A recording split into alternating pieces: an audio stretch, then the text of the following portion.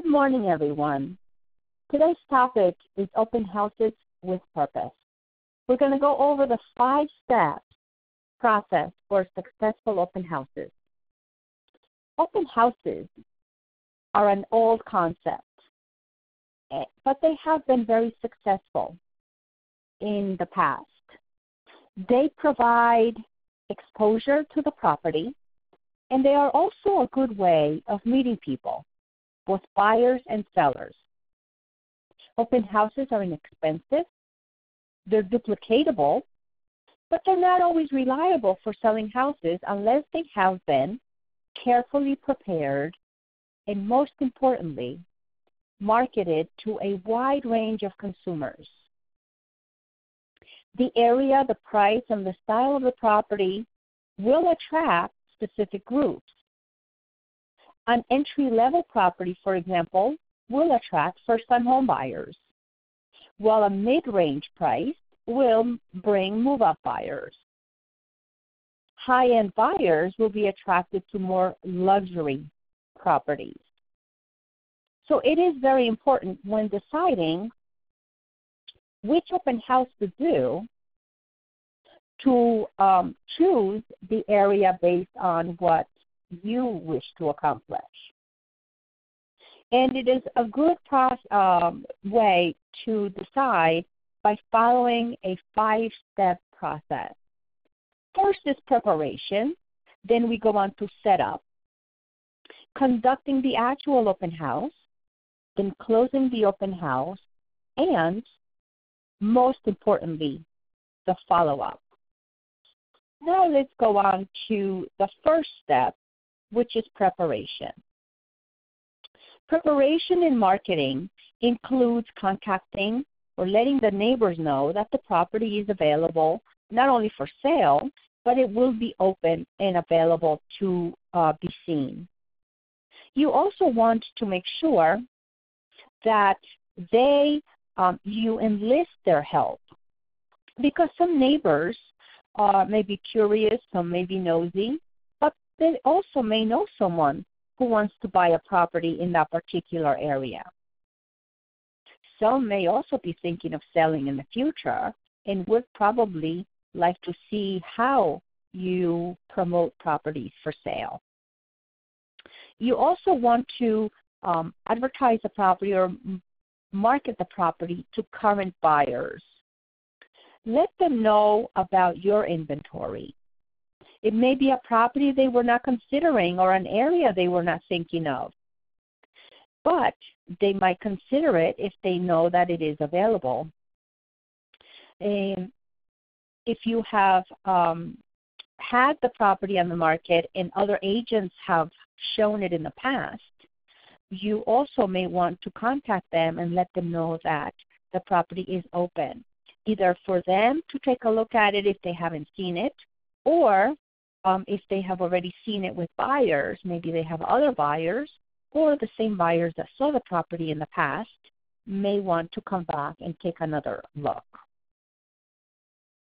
The property may also be promoted through social media, and there are different types of tools that may be used. The point is you want to advertise the property or market the property to everyone. You want to tell everybody that the property is available and that it is available. It is a lot easier to see a property when it's open to the public than it is having to make up an appointment or having to pick up keys. Now, another idea would be to do an open house with exclusivity or by invitation only. There may be a possibility of having the property open specifically to neighbors 1 hour before the public open house, or it may be by registration. Whenever we do anything by registration, however, there has to be a fair trade for the registration. You may offer an item of value, or such as a guide to buying a home, or a specific brochure, or something that is customizable, some kind of a coupon or a discount, by using, for example, the Lowe's Rewards program that is available to realtors that provides consumers with a 10% project starter coupon. You may also download some of the Federal Trade Commission informational brochures or any other type of brochure that would provide something of value to the consumers that can be offered as a fair trade. Some of the ones that I use and I have available in Spanish and English are things that are not always relating to real estate, but they are of interest to consumers because offering something that is of interest to them may give them a better chance of signing up ahead of time for going to an open house. Now let's talk about these consumer handouts. Some of the things in preparation for your open house is to having things prepared and done ahead of time. You need to have a property brochure, preferably in color, all of the disclosures that are necessary for that particular property.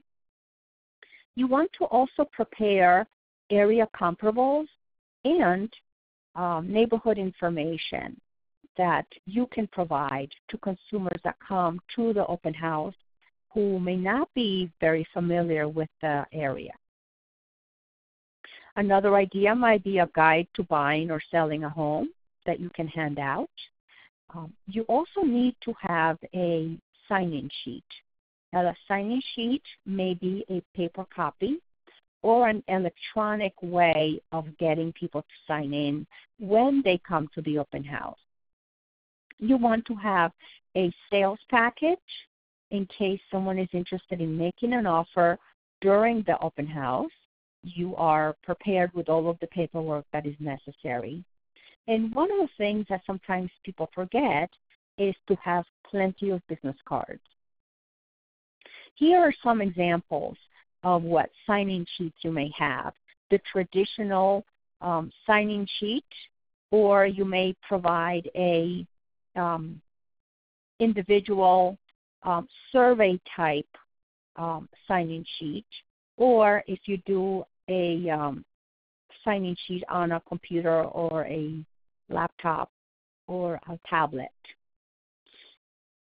But you need to do that in preparation for the open house. Everything needs to be ready when you are conducting the open house.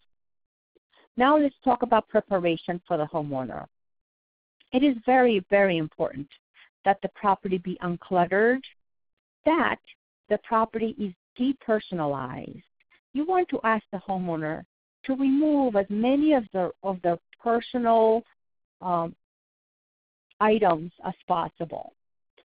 Because people feel more comfortable looking at a property that they can see themselves in. You want to make sure the homeowner has cleaned the house inside and out. One of the most important things will be to clean the windows, because the windows or the shades need to be open and to be able to see outside into the yard or to the side of the property. It's very, very important also to make sure that the homeowner has secured or removed, is even better, valuables from the property. Anything that is important to them that would be a target for robbers.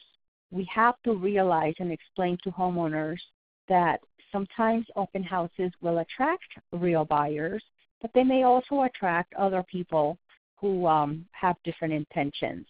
So any money, jewelry, guns, expensive clothing, prescription medications, or small technology tools are very important to be either secured or removed from the property while the property is open to the public.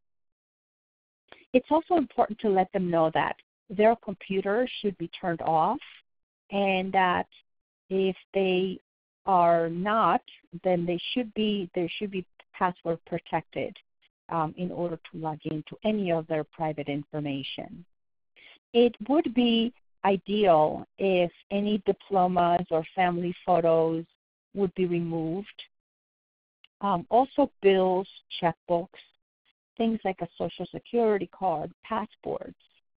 And it's a good practice to ask them when putting the property on the market to make a list or have an itemized list or have photos of the house contents, just for precautionary situation. It's also extremely important to explain to the homeowner that they are not expected to be home when the property is open to the public. It is best for them to find a place to go during the time that the house will be open. Homeowners should not be at the property because many times buyers would feel uncomfortable when the homeowner is there. They don't see themselves in the property. And also they have to remove the pets. Any pets that they have in the property should be out of the property, and that includes dogs, cats, or anything that would make someone uncomfortable or that would cause allergies. Now, step number 2 is setup. Directional signs are extremely important in our business, especially for open houses. The more, the better. Most agents will use 3 to 5 signs around the immediate area of the property. But what if you had 10 signs of 15 or 20 directional signs, starting on the main road or at the exit off of the highway? You can have the small stick signs, open house, customized with your name on them, or arrows that are not very expensive, and blanket the area with as many signs as possible. That would definitely make your property or your open house stand out. You want to make sure that you have an open house yard sign or a banner or balloons that can be seen promoting the property right at the property. And it is good to put the directional signs ahead of time, as much time as is allowed by your municipality or town. Many open house signs cannot be placed the day before, but they may be placed early in the morning. And including the time that the house will be open will give enough warning and information to consumers so that they know that the house will be open at a specific time. It's important in the setup to make sure that the blinds are open, the lights are on, and that the registration area is prepared, is ready. In the registration area, you want to make sure that you have your flyers, the brochures you have prepared, business cards, the properties sign-in sheet, the disclosures, and if you have a tablet or laptop, that they are working, that if you need batteries, everything will be in place. You want to have information about the area and the comparables, and it is even better if you have previously seen the properties that are compared with this particular open house. You want to have printouts available of each property, but not to give away, but to have the information in case you have a discussion with a consumer as to what other properties are available. You want to also have your giveaways ready and available. And food would only be allowed if you have already spoken to the homeowner and received permission from the homeowner to be able to offer food. You want to make sure if you do have food that it is contained to a specific area of the property. You don't want people walking all over the house making a mess, spilling things on the floor or the carpets or the furniture. By having the food contained in a specific place, you are protecting the area in the house, but also you have the opportunity to start conversations and start a relationship with those people that have come to visit and are taking advantage of some of the food or drink that you have available. You want to make sure also that you smile. You want to be friendly and approachable with anyone that shows up to your open house. Now let's go on to step 3. Step 3 is while you're conducting the open house. You want to make sure that you smile, that you ask questions. You want to collect the information in a nice, friendly way. You want to make yourself available. You want to be available to answer any questions about that particular property, about the neighborhood, about where the train stops, or if there's a bus route that goes by, how far away is the highway. If people are coming from another area and they're not familiar with that particular neighborhood, they may have more questions than if they live in the neighborhood. You want to be approachable. You want to be friendly. You want to be aware of any big bags, purses, or backpacks, because it has been found in the past that if somebody comes with intentions of taking anything from the open house, you want to keep an eye and make sure that you are protecting that property from anyone who would have bad intentions. And people are not always what they seem.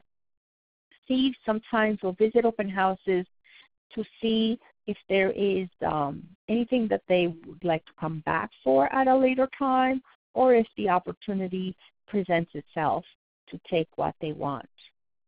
You do not want to let people go around on their own if the property is occupied by the homeowners or if there are any tenants that live in the property.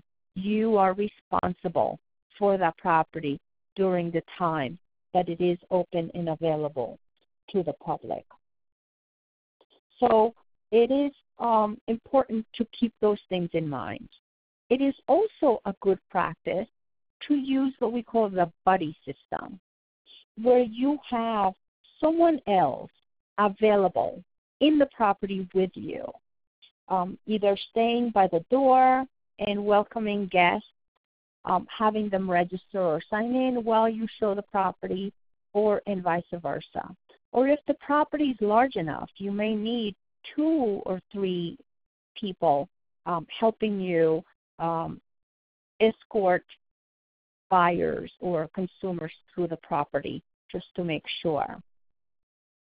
It is also good for security reasons to have someone there with you and available to help you out. Now let's talk about closing. In closing the property, it's very important to make sure that you clean up after the open house, that if there are any spills of anything, or if it has been raining, or if it's muddy, somebody walked in with dirty shoes, that it is cleaned up. You want to leave the house in a nice, clean, presentable way for the homeowner, especially when the homeowner comes home. They don't want to be coming home to clean up the house. You want to make sure that all the doors are locked, the windows are locked, and that all of the lights are turned off. You want to make sure that you leave a note for the homeowner.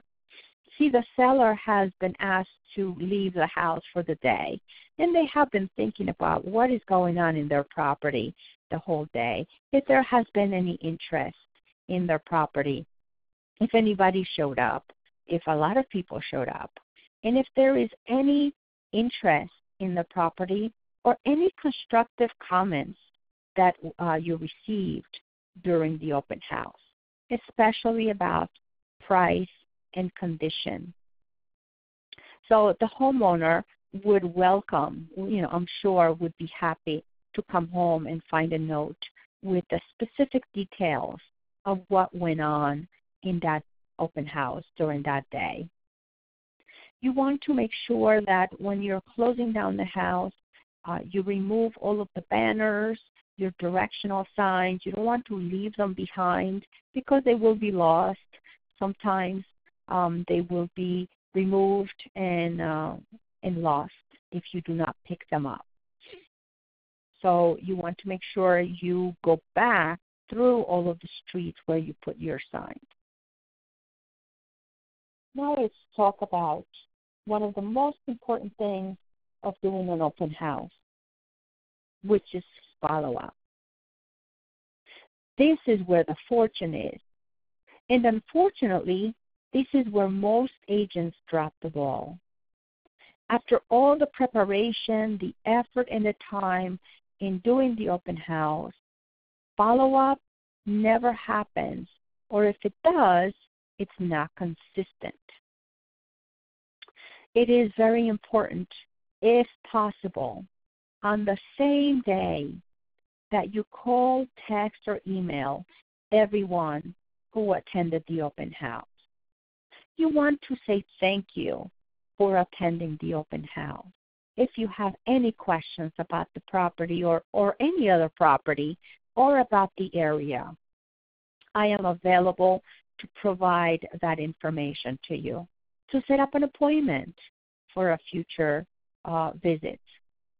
And you also want to get feedback for the homeowner. You may say the homeowner wanted to find out feedback that you have about their property if you didn't already get that while they were visiting. One of the scripts you should have, scripts that are available. If you have an email already prepared saying something along the lines of, dear visitor, it was a pleasure meeting you at my open house at whatever the address was. I wanted to thank you for coming over and wanted to let you know that I am so excited about helping you to find your new home that I couldn't wait to let you know that I found 2 or 3 other homes in the area that may be of interest. Maybe they're interested in this property, maybe they're not. So if they're not, you can offer service to help them find what they're looking for. Please let me know what day you are available this week to go see them. Okay. You may also send them a quick note saying for someone who was interested in the property. You expressed an interest in the property, and I would like to know if you have any questions or if you would like to move on to the next step, which is to write an offer and present it so that I can present it to the homeowner. They want to also set up a follow-up program for them so that it becomes automatic and the relationship is established. If during their visit you found out things that were of interest to them, then you would be able to target or customize what you send them in the future. Maybe it's information about the neighborhood or information about the public transportation in the area or any new developments that will be happening in that particular area.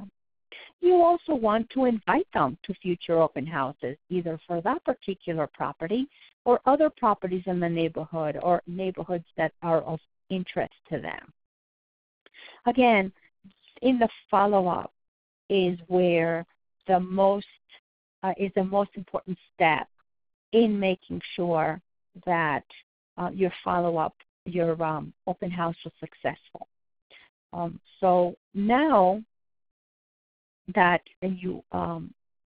that we covered the 5 steps of a successful open house, the question for you is, which house will you hold open this weekend?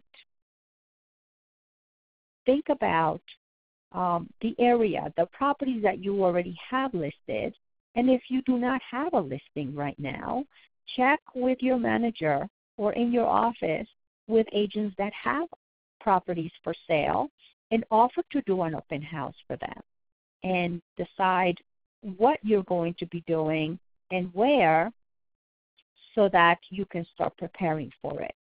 I am sure there are many agents in your office that have open house properties that they would love to have open, but they just do not have enough time or may not be available in the particular weekend. So think about it and make sure that you have a good preparation, and especially at the end that you follow up with everyone that showed up. Thank you so much for attending today, and I wish you the best weekend ever. Have a great day.